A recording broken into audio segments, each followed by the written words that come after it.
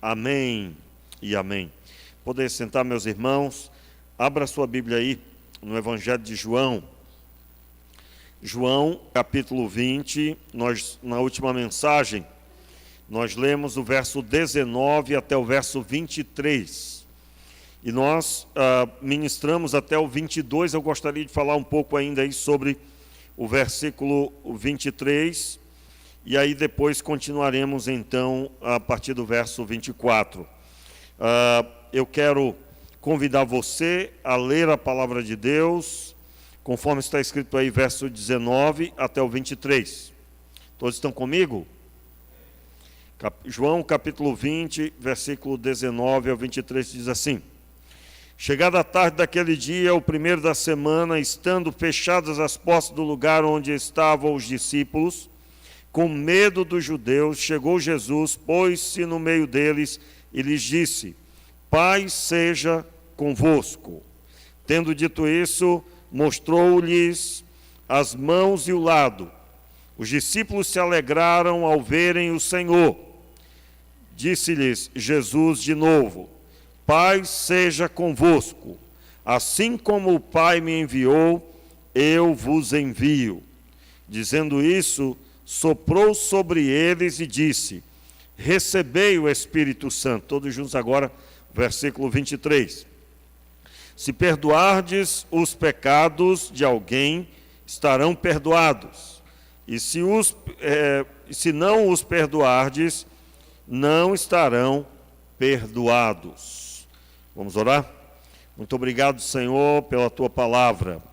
Pedimos a iluminação e que cada mente e coração aqui receba de Ti a direção, o entendimento para a glória do Teu nome. Em nome de Jesus, amém e amém. Muito bem, meus irmãos, para entender o versículo 23, que é um texto, eu confesso aos irmãos, acredito eu, que os pregadores correm desse texto aqui, porque ele traz implicações bem difíceis de explicar, mas toda a palavra de Deus é alimento para as nossas vidas, nós precisamos estudar toda ela. E eu quero, nesta noite, me propor a trazer o entendimento do versículo 23. Quero recapitular com os irmãos o que falamos do verso 19 até o verso 22, que Jesus está comissionando os discípulos. Ele acaba de ressuscitar. Ele já apareceu a algumas das irmãs, das mulheres. Ele já foi visto por alguns dos discípulos. Pelo menos 2 deles já viram Jesus.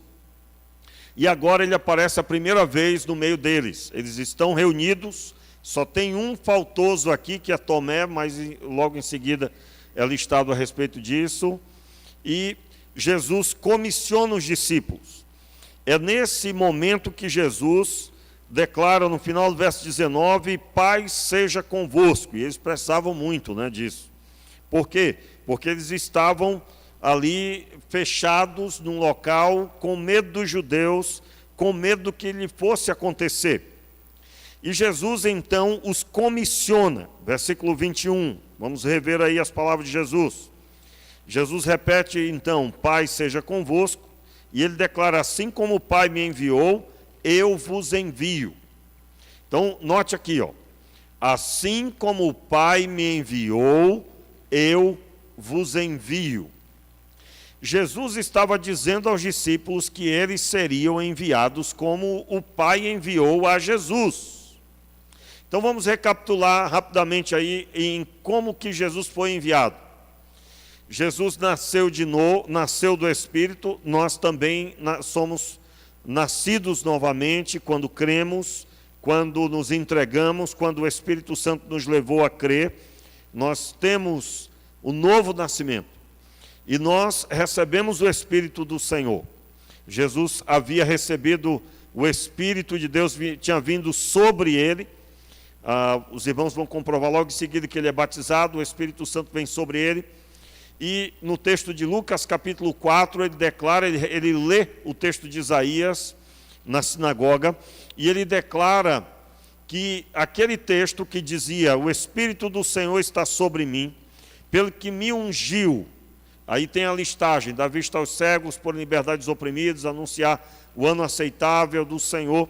Em resumo, realizar toda a obra de libertação, de cura, de milagre. Isso aconteceria mediante o mover do Espírito Santo. Por isso que o Espírito Santo vem de forma visível sobre ele, quando ele sai da água após ser batizado por João Batista. E ele começa o seu ministério. Primeiro ele vai enviado, ele é conduzido pelo Espírito Santo ao deserto, e lá no deserto ele é tentado por Satanás por espaço de 40 dias, ele jejua, ora, e ele é tentado por Satanás. Talvez você não compreenda muito bem, né, que alguém vai começar o seu ministério sendo tentado por Satanás, não deveria ter ido pregar o Evangelho. Logo que Jesus termina o espaço de sua consagração no deserto, ele sai e finalmente ele prega o Evangelho. A primeira declaração de Jesus está aí no texto de Mateus, logo no começo. Abra aí o texto de Mateus, por gentileza. Logo no começo, no capítulo final do capítulo, vamos ver aqui, justamente, final do capítulo 4, meio basicamente, né? O versículo 12. Os versículos anteriores é a tentação, ele no deserto, ele é tentado por espaço de 40 dias. E aí o verso 12 diz assim a palavra: quando Jesus soube que João estava preso e tal, e aí segue aqui uma série de situações relacionadas a João Batista. Depois vem o verso 14, para que se cumprisse o que foi dito pelo profeta Isaías. Aí leia junto comigo: terra de Zebulon, terra de Naftali, caminho do mar, além do Jordão, Galiléia dos gentios, o povo que estava em trevas viu grande luz, e aos que estavam na região da sombra da morte, raiou-lhes a luz. Desde então começou Jesus a pregar: arrependei-vos, pois está próximo o reino dos céus. Eu quero lembrar você que, entenda, eu estou aqui narrando a trajetória de Jesus para você entender a sua. Assim como o Pai me enviou, eu vos envio. E aí, Jesus foi enviado dessa forma: ele recebe o Espírito Santo, ele começa a fazer a obra, ele vai para o deserto ser tentado por Satanás. Isso aconteceu pelo mover do Espírito Santo. Capítulo 4, verso 1, acompanha aí, mantenha sua Bíblia aberta. Então Jesus foi levado pelo Espírito ao deserto para ser tentado pelo diabo. Quero aqui fazer menção de 2 episódios bíblicos. O primeiro episódio é de Adão e Eva. Eles estavam sozinhos e a serpente estava ali e eles foram tentados. Eva foi enganada, o homem então cai na armadilha. O texto bíblico declara que eles estavam, em outras palavras, sozinhos, e eles perderam a batalha. Quando eu digo sozinhos, compare aí com o deserto. Não havia ninguém, só eles dois. Somente Adão e Eva.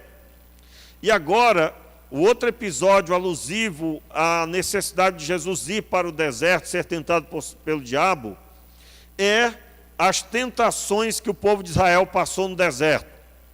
Eles foram tentados por Satanás e eles também caíram nas artimanhas de Satanás. Foram inúmeras vezes. Eles foram conduzidos por Deus, libertos, e eles não acreditaram que iriam sobreviver no deserto. E aqui, Jesus, as 3 tentações que a Bíblia relata, porque a Bíblia relata 3, mas foram muito mais do que isso. Mas as 3 tentações que são relatadas, elas apontam para esses 2 episódios. A primeira delas, o Senhor jejua, e quando ele termina o jejum, ele tem fome. E Satanás então se aproxima e diz: se tu és o Filho de Deus, manda que essas pedras se transformem em pães. Note, Nos dois episódios, tanto em Gênesis como na caminhada do povo de Israel, o assunto era o que comer. Na queda de Adão e Eva, a tentação foi para comer o fruto que Deus tinha dito que não deveria se comer. E eles comeram. No deserto não havia o que comer, só havia deserto, e eles acreditavam que iam morrer.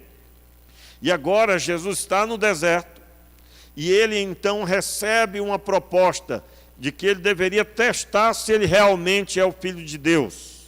Porque se ele for, Deus vai amparar. E ele declara que ele não precisa daquele pão mais do que a obediência ao Pai. Quando ele diz, não só de pão viverá o homem, não só do que comer, mas de toda palavra que sai da boca de Deus. Então Jesus, ele é tentado e ele vence a tentação.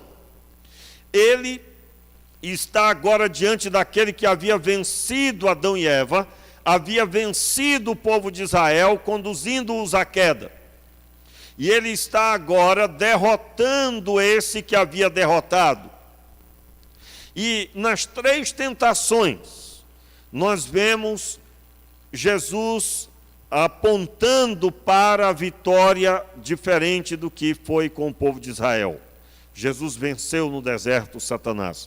E aí, agora vamos ler sobre essa ótica, o verso 17. Jesus então chega em Naftali, em Zebulon, e diz assim o texto, desde então começou Jesus a pregar, arrependei-vos, pois está próximo o reino dos céus. O que é que Jesus estava dizendo? Vamos traduzir? Ei, vocês que estão no reino das trevas, saiam daí, venham para cá. Como que alguém pode sair do reino das trevas? Por meio do arrependimento.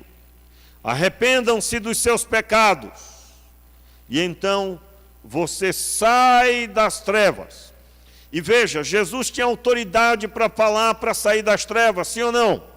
Sim, porque primeiro ele foi ter uma conversa com Satanás, e ele venceu esse diálogo. Ele não cedeu às tentações, ele se posicionava com a Escritura Sagrada. Pastor, mas Jesus não era Deus, por que ele tinha que usar da Bíblia? Meu irmão, tudo que Deus manifestou em Jesus Cristo, mais tarde seria modelo para mim e para você. E ele se esvaziou da condição de Deus, da capacidade de Deus, do resplendor da glória, e se humilhou até a condição de homem para pisar esta terra como o segundo Adão. E ele então enfrenta Satanás e sai do deserto pregando àqueles que são oriundos de Adão. Saiam daí, venham para cá. E ele reuniu 12 para estar com ele, e as multidões vinham ouvi-lo. De onde surgiu a autoridade? Ele primeiro venceu Satanás. Ele primeiro enfrentou Satanás. Quero deixar claro aqui, para você que está aqui hoje, talvez angustiado, entristecido, porque você não tem conseguido levar adiante sua vida espiritual, você deve focar, estabelecer o foco na sua vida pessoal quando você está sozinho. Se você vencer todas as tentações quando você está só, você terá autoridade para falar às pessoas, para ir às multidões e para declarar a autoridade em nome de Jesus. Aquilo que acontece no interior do seu coração ninguém sabe. Aquilo que está aí dentro, você de vez em quando tem um pânico, tem uma crise, uma problemática, você tem que resolver isso. Tem que resolver isso. Meus irmãos, desde que nós começamos aqui o curso, Homem ao Máximo, eu tenho sido muito abençoado, muito abençoado. Pastor, mas eu pensava que eram os homens que eram, né?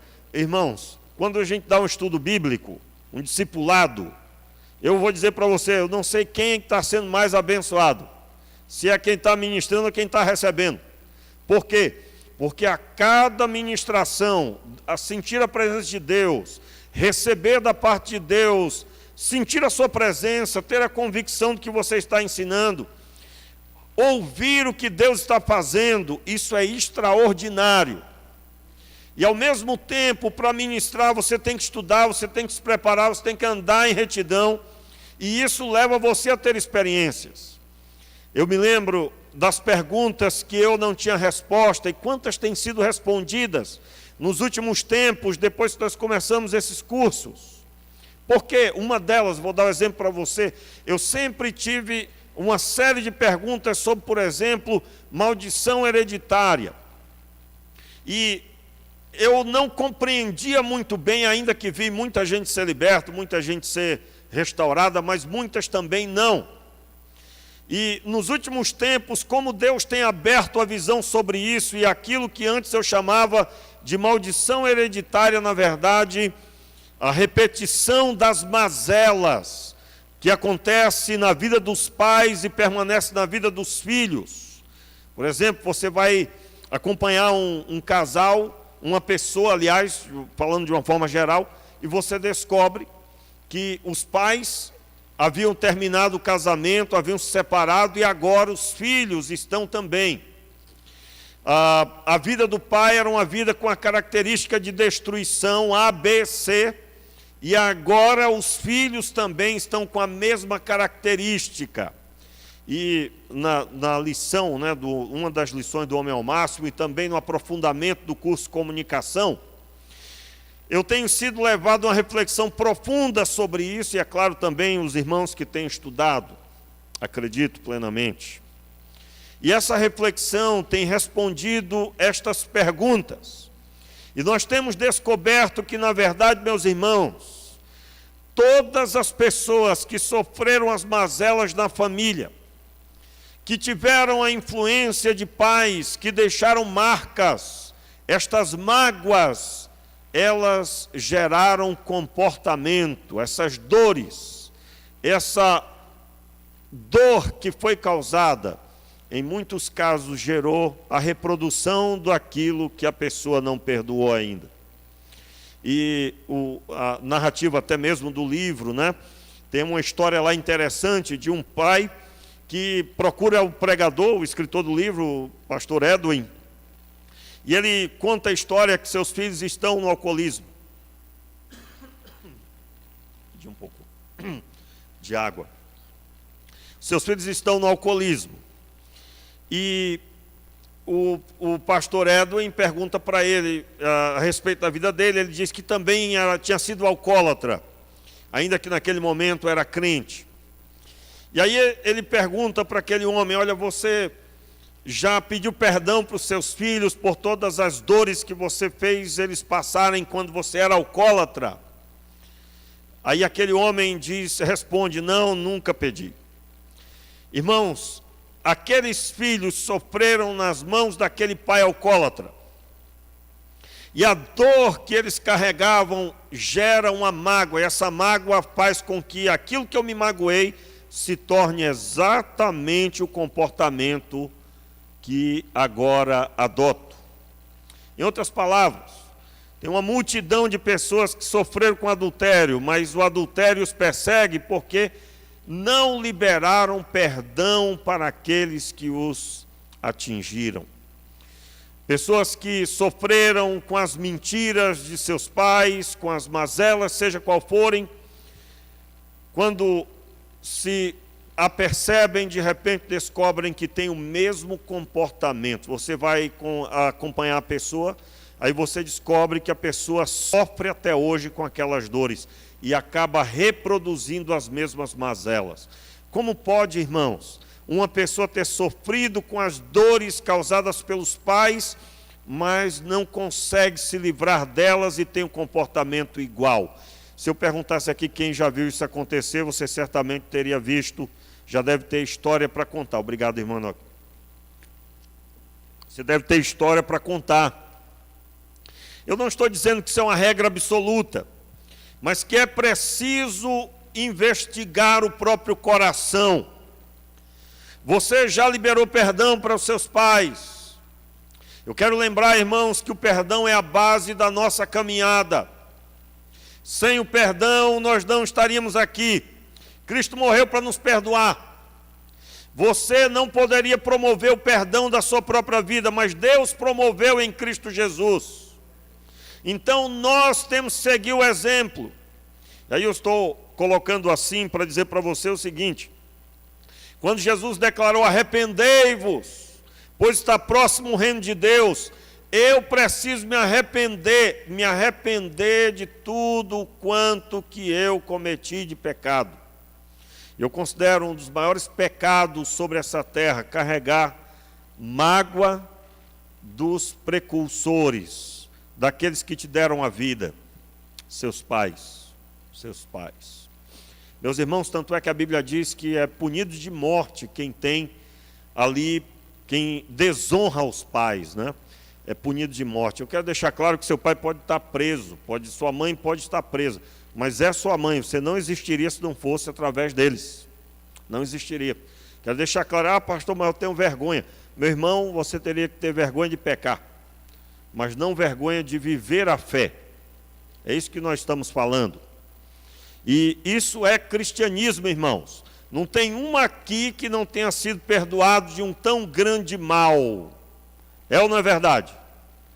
E, pastor, mas eu não bebia, não ia à festa, não fumava, hein? Já ouviu essa história? Pastor, minha avózinha, eu creio que ela, não é da igreja não, mas eu creio que ela vai para o céu. Porque eu nunca vi a minha avózinha dizer um palavrão, nunca foi à festa, nunca bebeu, nunca falou um palavrão. Ela é muito gente boa, pensa numa mulher abençoada. Irmãos, a Bíblia diz que Jesus é o caminho, a verdade e a vida. Só vai para o céu quem passar por ele. Então, por mais que você ame, sua avó seja uma bênção maravilhosa, não há outro caminho. Jesus é o único mediador da nova aliança. Então tem que passar por Jesus. Aproveite que você ama tanto sua avózinha, pregue para ela, leia a Bíblia com ela. E vai ser uma bênção em nome de Jesus. Então, assim como o Pai me enviou, eu vos envio. Isso significa que nós precisamos questionar nossa caminhada. Nós precisamos questionar o nível de cristianismo que vivemos. Porque se somos discípulos, devemos andar como ele andou, conforme a própria Bíblia diz. Aquele que professa o nome do Senhor, que se propõe a caminhar, deve fazer como ele fez. Muito bem. Aí agora, observe, eu gostaria que você retornasse para João, capítulo 20. E o texto diz exatamente assim, o verso 22. Quando ele terminou de dizer isso, ele soprou sobre eles e disse: recebei o Espírito Santo. Ele está fazendo isso alusivo ao texto de Gênesis, capítulo 2, versículo 7, que diz que ele fez o homem do pó da terra e soprou sobre ele, soprou nele o fôlego da vida, e o homem se fez alma vivente. Neste texto está escrito, então, que os discípulos agora recebem novo fôlego. Eles estavam mortos pelos pecados de Adão, mas agora eles recebem uma nova vida. E um sopro de vida do Cristo ressuscitado. Dizendo isso, soprou sobre eles e disse: recebei o Espírito Santo. E aí então vem o verso 23, que eu gostaria de reler com você. Se perdoardes os pecados de alguém, estarão perdoados. Se não perdoardes, então não estarão perdoados. Muito bem. Primeira observação que eu quero fazer para entendermos esse texto é que havia uma nova aliança.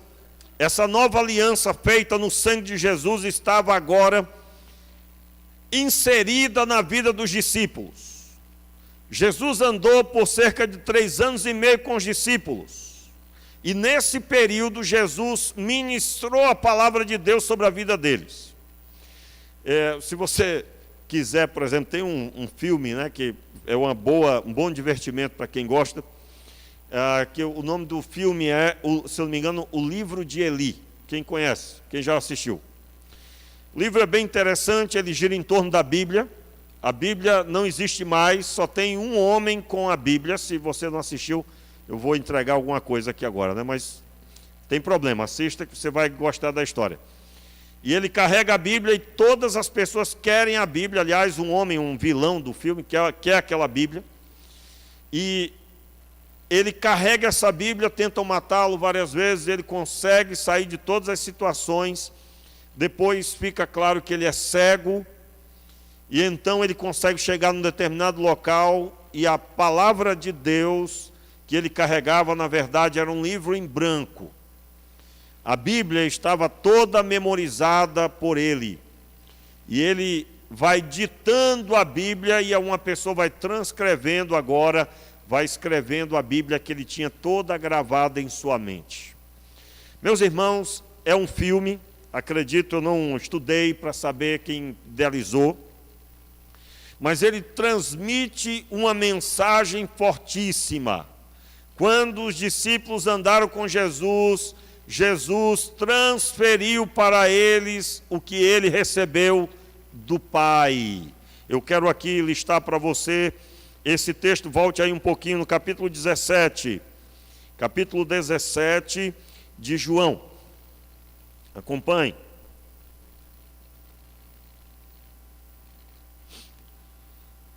Versículo 6. Capítulo 17 de João, verso 6 diz assim: manifestei o teu nome aos homens. O pessoal do multimídia está ligado aí?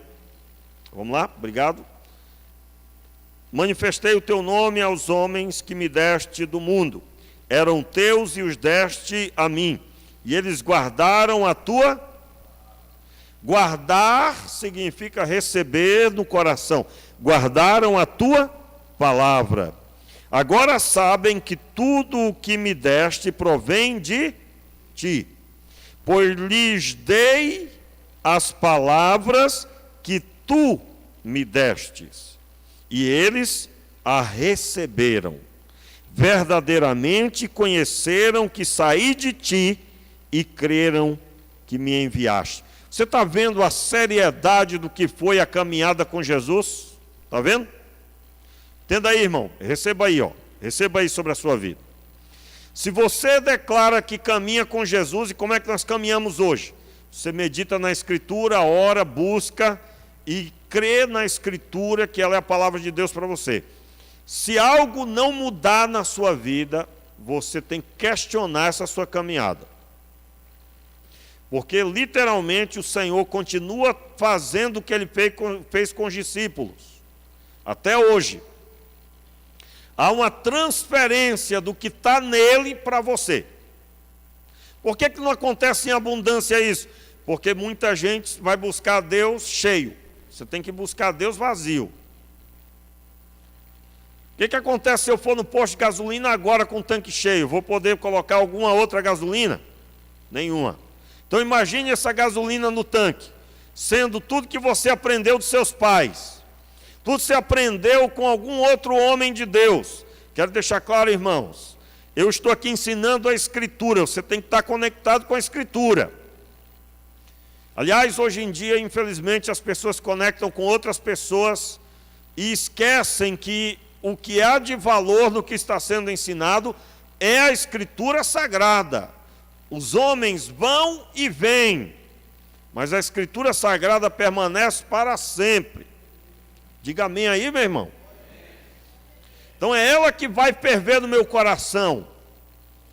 Pastor, mas o senhor não quer ninguém seguindo o senhor? Não, meu irmão, a gente está pregando aqui para você seguir Jesus. É Jesus que muda a vida da gente.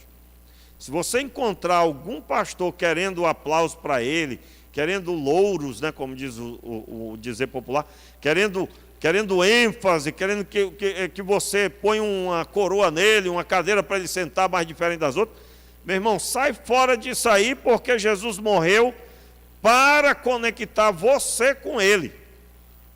Não tem intermediário, não tem homens que você vai prestar conta, né?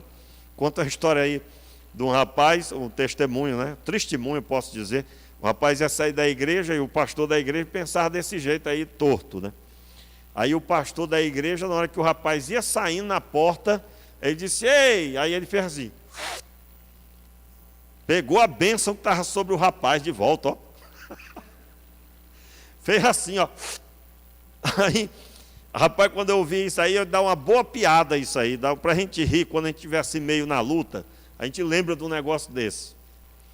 Meu irmão, eu quero deixar claro, coitado desse pastor, coitado. Isso foi de verdade, irmão, isso aconteceu. De vez em quando eu passo uma dessas no gabinete. Já teve alguns casos, irmãos, de a pessoa chegar e dizer, pastor, eu senti no meu coração de ir para outro lugar, outra igreja, você queria que o senhor me abençoasse. Eu digo, mas como assim eu te abençoar, meu filho? Não, o senhor me orasse por mim. Eu digo, rapaz, aí a luta, irmãos, para ensinar isso, a pessoa pensando. Aí já houve casos que eu tive que fazer uma oração abençoando mesmo. Porque se eu não fizesse, eu acho que a pessoa morria. Como assim? Senhor, abençoa teu filho, Senhor. Né? E eu com a vergonha doida, porque não é possível, meu Deus do céu, não entendeu até hoje. Irmãos, o que Jesus Cristo fez na cruz do Calvário, nenhum pastor pode colocar ou tirar da vida de alguém. É uma obra feita e manifesta pela fé, pela graça, pela misericórdia, e é fruto do Espírito Santo na sua vida. Ah, pastor, mas não diga isso não, que vai ter um monte de rebelde aí agora, porque pode, não precisa, não tem que bater continência para o Senhor. Meu irmão, sempre haverá quem não se submete, com isso ou sem isso. Mas o que é verdade tem que ser pregado. A palavra de Deus não pode ser usada para controlar ninguém. Aí, esse pastor que fez isso, assim que pegou a bênção lá do rapaz, coitado dele, coitado. Porque, volto a dizer, irmãos, a obra de Cristo foi feita para libertar, e nós não podemos aprisionar pessoas com mentiras. A obra de Jesus, ela foi feita, você pode estar no meio do mato sozinho, o Senhor Deus está lá com você. E ninguém pode tirar isso de você.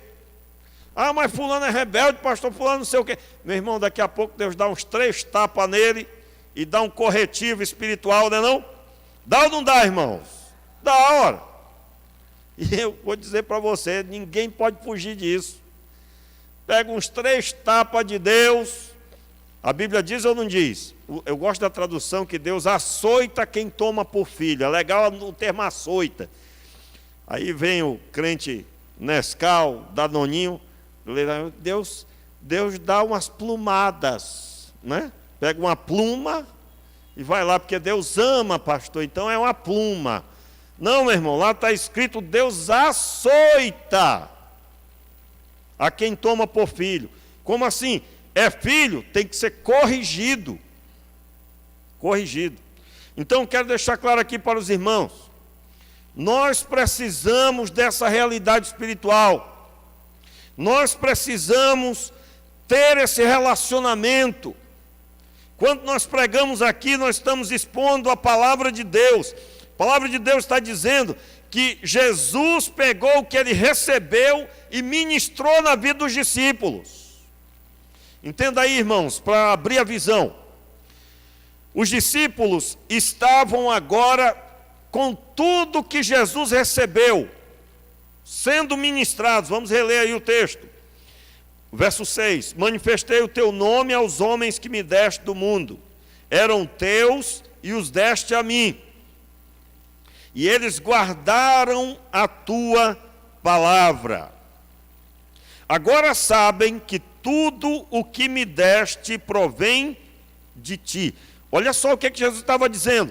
Agora eles sabem que esse poder que está atuando aqui, que essas curas, essa multiplicação de pães e peixes, tudo o que está acontecendo, eles sabem que provém de ti.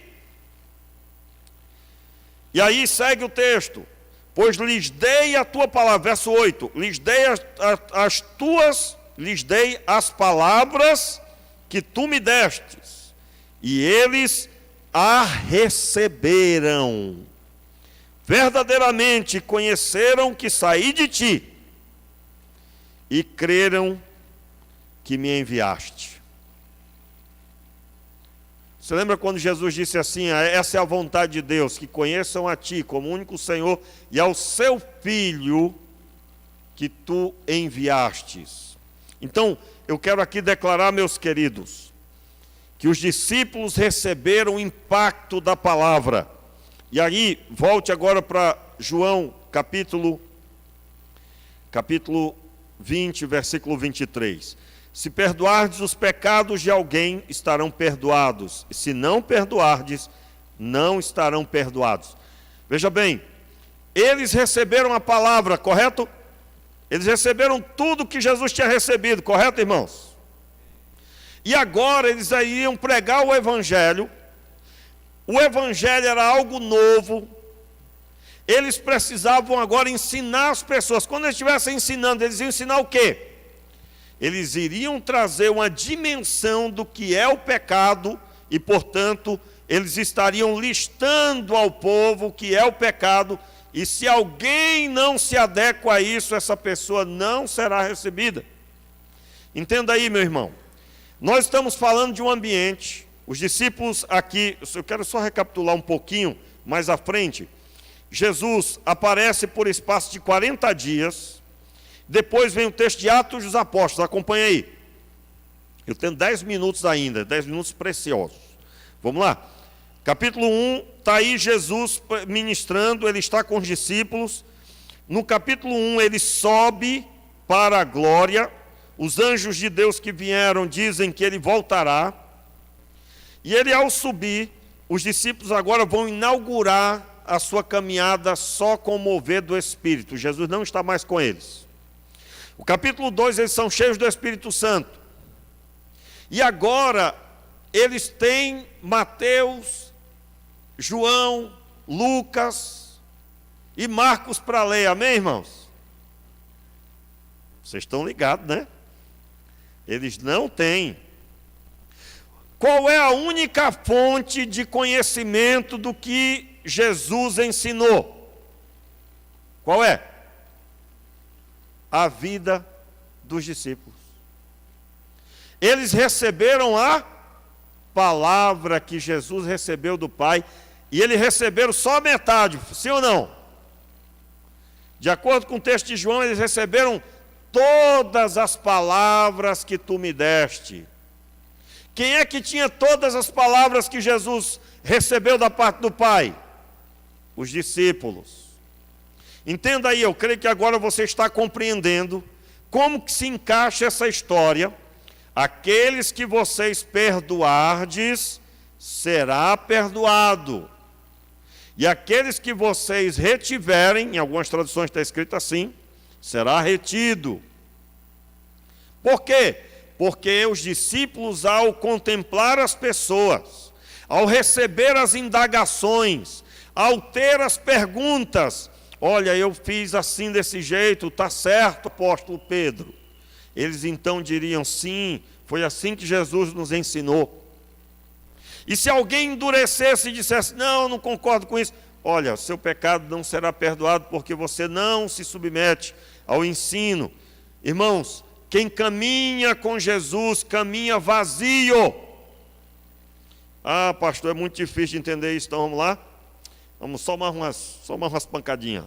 Vamos lá, abra a sua Bíblia aí em Mateus. Mateus capítulo 5. Mateus capítulo 5, as bem-aventuranças. Vamos ver como tem que ser vazio. Versículo 3.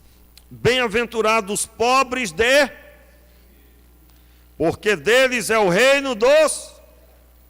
Notaram aí que quem é rico espiritualmente não entra nessa?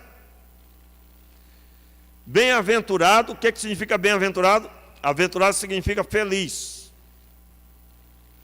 E aqueles que servem a Deus, Jesus não encontrou palavra para expressar. Então ele disse assim, ó, as pessoas que forem assim, elas vão ser muito mais do que felizes. Então o texto traduz para o português assim, bem-aventurado, bem feliz, muito superior à felicidade, será aqueles que forem pobres de espírito.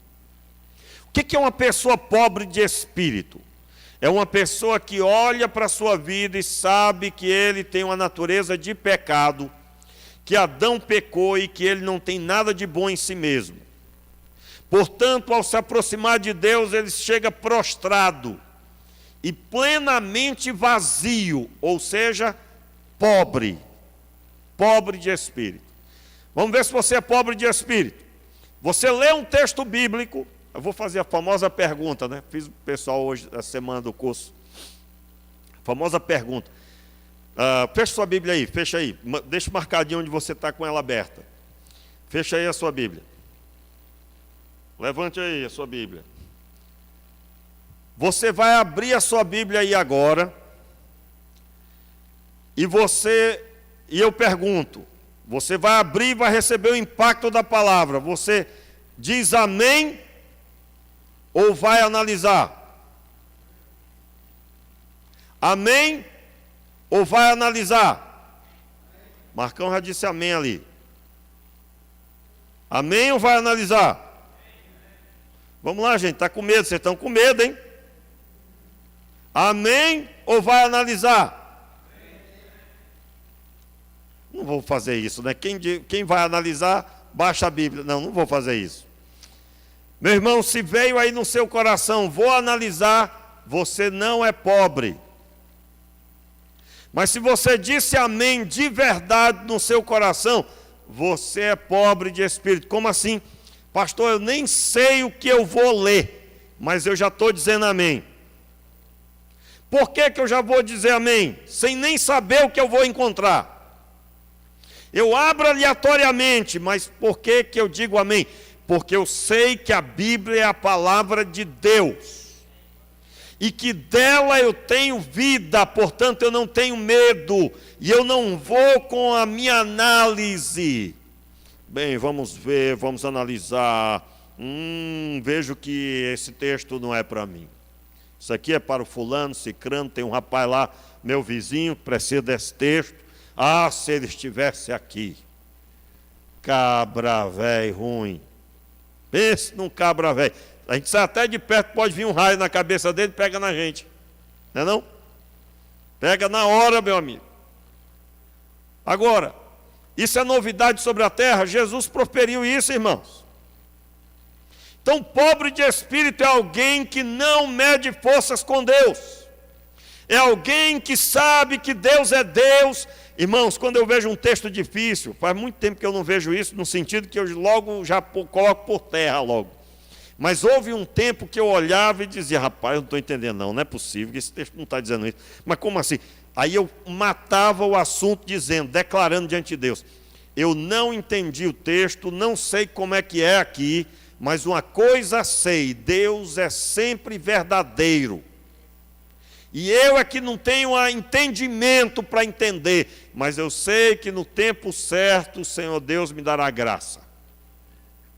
Pronto. Capeta que queria encontrar uma aberturazinha, pegou na cabeça. E eu digo a você, irmãos, graças a Deus também faz muito tempo que eu não sei o que é isso. Graças a Deus, porque quando você já cria maturidade numa área, pode crer que haverá luta em outras áreas, não mais naquela.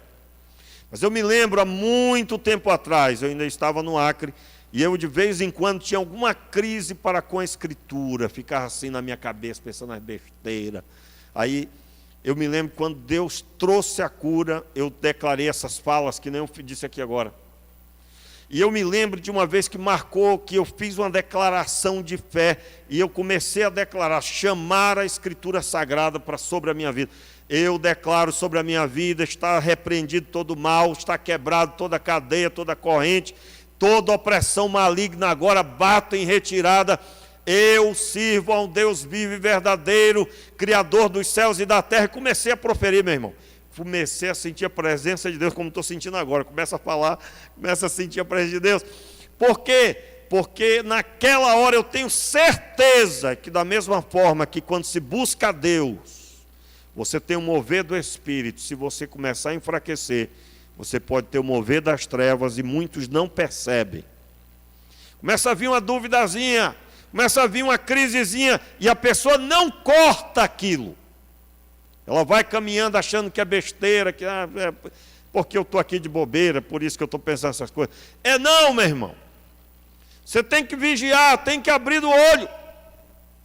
E aí eu quero aqui dizer para você, os que serão bem felizes são os pobres de espírito, que é o tanque vazio que eu estou falando aqui. E agora só mais uma aí, irmãos. Capítulo 28 de Mateus. Observe aí como as palavras de Jesus estavam todas nos discípulos. Se você está aqui hoje e você não leu a Bíblia toda, você está vendo bem com isso, você devia estar apavorado porque você não leu a Bíblia.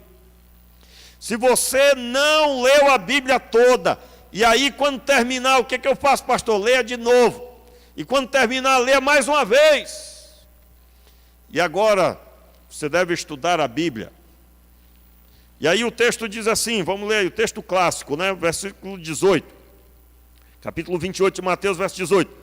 Chegando-se Jesus, falou-lhes dizendo: é-me dado todo poder no céu e na terra. Portanto, ide e fazei discípulos de todos os povos, batizando-os em nome do Pai, do Filho e do Espírito Santo. Olha aí, irmãos, verso 20. Repita.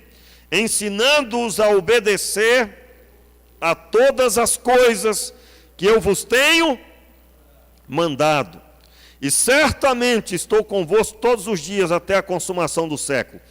Veja bem, no texto de João eu li com você que Jesus recebeu as palavras do Pai e ele as deu aos discípulos e deu todas elas.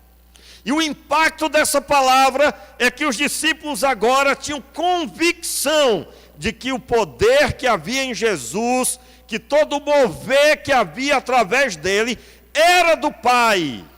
A convicção de que o Pai enviou o Filho e que o Filho é o unigênito do Pai, era sobre os discípulos. E agora, esse recipiente, chamado coração dos discípulos, que recebeu a palavra, eles estavam indo pelas nações.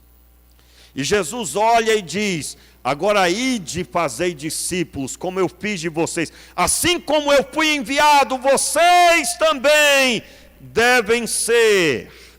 Assim como eu fiz discípulo, vocês farão discípulos. E vocês vão falar com eles o quê? Tudo que eu falei com vocês.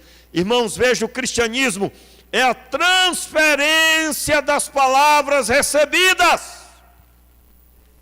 E aqui o Augusto me ajudou hoje, palavra muito boa, inclusive, glória a Deus, Augusto, pela sua vida, falando sobre a seriedade do voto. Ele leu o texto de Ananias e Safira. Eu quero finalizar observando, não vai ser preciso mais ler, porque ele já leu, muito bom, mas abra aí Atos dos Apóstolos, capítulo 2. O que é aquele texto de Ananias e Safira, irmãos? Os discípulos olharam na pessoa de Pedro e ele disse: olha, não enganaste aos homens, mas a Deus. Não mentistes aos homens, mas a Deus. E por causa disso, morrerá. Irmãos, Deus veio com juízo sobre Ananias e Safira. Já preguei aqui sobre esse texto, sobre o motivo por que aquilo aconteceu. Por causa da morte daquele homem, da sua esposa, houve temor no meio da igreja. E o texto diz assim: havia temor nos corações, e ninguém ousava se juntar a eles. E no mesmo texto está dito: e os discípulos pregavam a palavra, e as pessoas se convertiam, e grande número era acrescentado à igreja. Como é que pode isso? Uma hora diz que ninguém ousava participar, se juntar a eles. Mas no mesmo texto declara que grande era o número dos que aceitavam e criam em Jesus. Como assim ninguém aceitava? Ninguém na linha de Ananias e Safira. O cabo olhou assim e disse: é ruim eu morrer, hein? Vou nada, meu amigo. Eu bem ia fazer parte deles, ia aparecer na revista, no Jornal Batista, eu ia aparecer aí na revista Visão Cristã, sei lá, alguma coisa assim. Alguma coisa que alguém inventar aí de divulgação, né? O que Ananias e Safira fez baseado no que tinha acabado de acontecer pela vida de Barnabé. O texto diz, antes da história deles, que Barnabé vendeu uma propriedade e deu tudo. E Barnabé, irmãos, ficou famoso no meio dos cristãos por causa disso. E ao que dá a entender o texto, eles também queriam sair na primeira capa da revista. E aí se deram mal, meu amigo, porque a obra que estava acontecendo era uma obra séria. Entenda aí, meu irmão, o cristianismo, ele está manifesto na Escritura Sagrada, mas é para ser transferido para o seu coração. E quando é transferido para o seu coração e gera mudança na sua vida, aí sim as pessoas vão crer. As pessoas vão crer. Eu digo a você, olha, as coisas no Brasil estão cada dia piores. O certo cada vez mais é levantado como errado e o errado como certo. E eu considero que isso só é possível porque nós temos um cristianismo falho, fraco, onde muitos estão buscando seu reino próprio, estão buscando uma visão humana e não estão vivendo o que Jesus ensinou. Meus irmãos, que coisa boa é sermos da Igreja Batista, que coisa boa é estarmos em comunhão, mas a base do cristianismo é receber as palavras de Jesus e guardar no coração. E guardar significa que elas vão se tornar atitude. Infelizmente, para muitos é suficiente só participar dos cultos. Isso não é o todo do cristianismo. Isso é uma parte, a comunhão dos irmãos. O cristianismo é as palavras de Jesus dentro de você. Você pobre de espírito, buscando a Deus, sendo preenchido, enriquecido por Ele.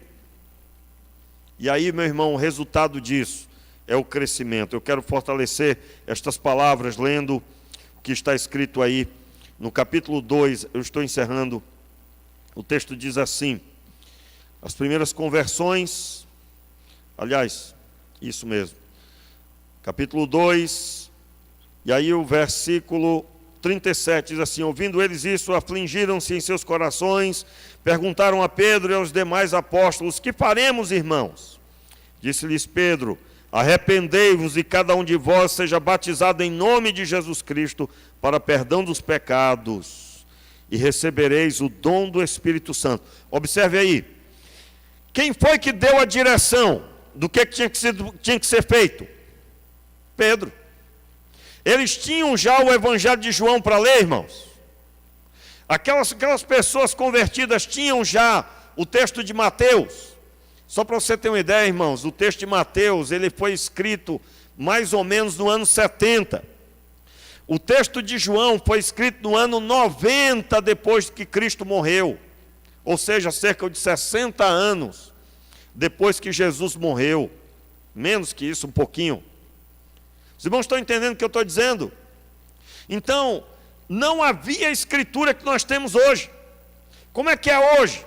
Meu irmão, os discípulos pegaram o que receberam e transferiram para o papel, para que as gerações recebessem as palavras que Jesus deu a eles. Isso ampliou. E quem é que manteve a Bíblia viva? O autor, o dono.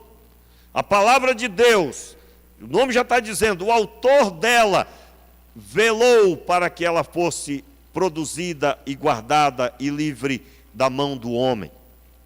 Para quê?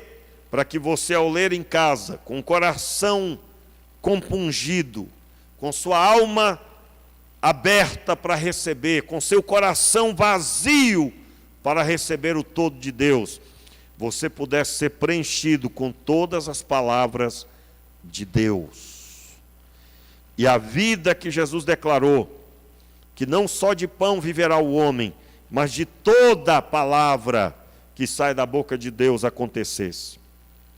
Então, naquele momento, os discípulos, eles detinham a informação do que Jesus pregou, portanto, As pessoas eram perdoadas mediante as suas orientações das palavras que eles receberam. Verso 39. A promessa diz respeito a vós, a vossos filhos e a todos os que estão longe, e a tantos quantos Deus nosso Senhor chamar. Com muitas outras palavras dava testemunho, observe, dava testemunho, e os advertia dizendo: salvai-vos desta geração corrompida. Os irmãos, quantos estão entendendo o que eu estou pregando, irmãos? Irmãos, eu nunca preguei sobre esse texto que eu me lembre. Eu nunca preguei sobre essa dinâmica. Aqueles que vocês perdoarem será perdoado, e os que não perdoarem será retido. Eu não me lembro de nunca ter pregado esse texto com essa abertura de visão. E aqui eu quero dar fundamento, né? Nós estamos aprendendo a Escritura para aplicar na nossa vida. Meu irmão, você que está aqui hoje, e você não entendeu o cristianismo, Deus quer preencher você com as palavras, então se debruce sobre a Escritura. Se debruce, ande com a Bíblia, põe uma Bíblia no seu carro, na sua mochila, ponha lá nas suas coisas. Se você vai a pé, tenha o hábito de ter a Bíblia de alguma forma no seu celular. Se você é um crente, meu irmão, tem um celular aí, você tem tudo no celular, não tem uma Bíblia, tem uma coisa errada. Tenha uma Bíblia, tenha várias Bíblias. Meu irmão, em nome de Jesus, e aí eu encerro dizendo, versículo 41, e os que de bom grado receberam a sua palavra foram batizados, e naquele dia acrescentaram-se quase 3.000 almas. Mas eles foram acrescentados por quê, irmãos? Verso 41, os que de bom grado receberam a sua, foram batizados. E essa palavra foi pregada por quem? Por Pedro. Qual é a visão hoje? A pessoa olha e diz: eu estou com a Bíblia aqui, eu vou pregar. Sai de perto, sai da frente. Vou pregar, eu vou pregar. Aí abre a Bíblia e começa a repetir o que está escrito. Quando que vai ter o poder? Quando o que está escrito, sendo lido, está na pessoa. Quando ela já viveu o que ela acabou de ler. As palavras de Jesus precisam entrar na nossa vida, irmãos. E aqui o texto, eu disse que ia encerrar, ainda não encerrei. Vamos lá, só mais um pouquinho. Eu só leio. E perseveravam na doutrina dos apóstolos, e na comunhão, e no partir do pão, e nas orações. Entenda aí, e perseveravam na doutrina. Por que que depois isso se encerrou? Porque veio os textos bíblicos, o apóstolo Paulo se converteu, Deus começou a gerar o que você tem hoje aí. E agora a doutrina de Deus está escrita e muito bem desenvolvida para você entender a fé. Mas naquele momento, as pessoas ouviam dos apóstolos o que eles tinham ouvido diretamente de Jesus. Com isso, irmãos, eu estou dizendo que Deus certamente está respondendo por que talvez lá na sua casa algo não mudou ainda. Você tem que parar de pregar a palavra e tem que começar a viver a palavra. O que seria viver a palavra? Você ser cheio com a palavra de Deus, ela mudar a sua vida. As pessoas vão começar a ver a mudança na sua vida. Deus vai fazer propaganda da sua transformação, você sabia? Deus vai fazer propaganda. E você, meu irmão, de incompreendido passará a ser compreendido. Me lembro, na minha casa, quando me converti, na hora do almoço, se reunia e zombava, todo mundo zombava de mim. E era 6 lá em casa, né? 6 irmãos, né? Eu sou irmão de 6 naquela época, morreram 2 já. Mas eles zombavam. E quando meu pai estava, até meu pai somava. Mas isso foi no começo, meu irmão. Era 1 ano, 2. Eu passei 1 ano, 2 de luta. Era chacota, zombaria. Depois a minha irmã deu até testemunho que quando eu falava, logo no começo, quando eu falava alguma coisa da fé, ela sentia um ódio, uma raiva que ela não conseguia se conter. E eu, meu irmão, passei de tudo. Fui xingado, fui maltratado, humilhado, fui tudo pelos meus irmãos. Mas eu permanecia firme, entendendo que no tempo certo Deus faria todas as coisas. todas aquelas humilhações, aquelas coisas, elas foram transformadas. E eu me lembro uma vez, conversando com essa irmã que tinha raiva, né, quando eu falava, uma vez eu liguei para ela, e ela disse, olha, eu estou doente, eu preciso me cuidar, eu vou precisar de um médico e tudo. E aí no telefone eu digo, não, isso que você tem é uma obra maligna. Eu comecei a dizer, porque Deus estava trazendo, né? Você tem uma obra maligna assim, desse jeito, e nós vamos orar agora e nós vamos quebrar esse mal, em nome de Jesus. Nesse período ela já estava quebrantada, já me respeitava. Mas foi preciso alguns anos de muita caminhada, irmãos. Instantaneamente, no telefone, a oração, ela foi quebrado o mal e ela foi sarada instantaneamente. Instantaneamente. Me lembro de uma outra situação, de uma outra irmã, que ela estava lidando com uma pessoa possessa, e eu disse, olha, vamos orar por ela, e eu orei pelo telefone. Qual o problema? O poder de Deus está lá, meu amigo. A manifestação da autoridade está em todos os lugares. E eu me lembro que eu orientei as coisas que deveria, irmãos, na verdade, que atendeu o telefone foi a pessoa possessa, né? E aí a pessoa passou o telefone para minha irmã, e eu digo, olha, essa pessoa que falou com você, que falou comigo aí agora, ela está possuída. E aí ela disse, como você sabe disso? Aí eu digo, eu sei. E aí ela foi contar, não, realmente, inclusive deu trabalho aqui. Meu irmão, o Senhor Deus quer manifestar na sua vida as palavras dele. O poder de Deus tem que se manifestar em nós. O poder do Senhor está aqui na Escritura. E da Escritura tem que entrar e gerar transformação. E se você está aqui hoje, tem sido humilhado, tem sido incompreendido, isso vai passar. E daqui a pouco eles vão crer. E você vai orar por eles. Você vai orar por eles. Eu creio, irmãos. Deus é poderoso para fazer muito mais. E eu encerro por aqui. Domingo de manhã nós vamos mandar ver mais aqui. 9 horas da manhã você vai estar aqui em nome de Jesus. Olha só, irmão, sábado tem bolo, vai ter comida e tal, vai ser um, né? Coral vai cantar, todo mundo animado. Vai ser uma bênção. Mas no outro dia, 9 da manhã, nós vamos estar aqui na EBD. Não corra não, corra não. Porque toda vez que tem alguma festividade no sábado, o pessoal no outro dia dá nó. Né? Pelo menos alguns dão nó, acaba não consegue. Meu irmão, você vai vir, nem que seja com a sua cama nas costas, mas você vai vir. Diga amém aí, mesmo. Amém, mais frouxo do que tudo. Diga amém com vontade, meu irmão. Fique de pé agora, vamos orar. Meu Pai, em nome de Jesus, nós te pedimos, Pai, mude a nossa história. Transforme a nossa vida. Que nós sejamos, pais cristãos, por termos recebido a Tua palavra, por termos uma vida transformada e termos o que falar para as pessoas, porque recebemos a Tua palavra.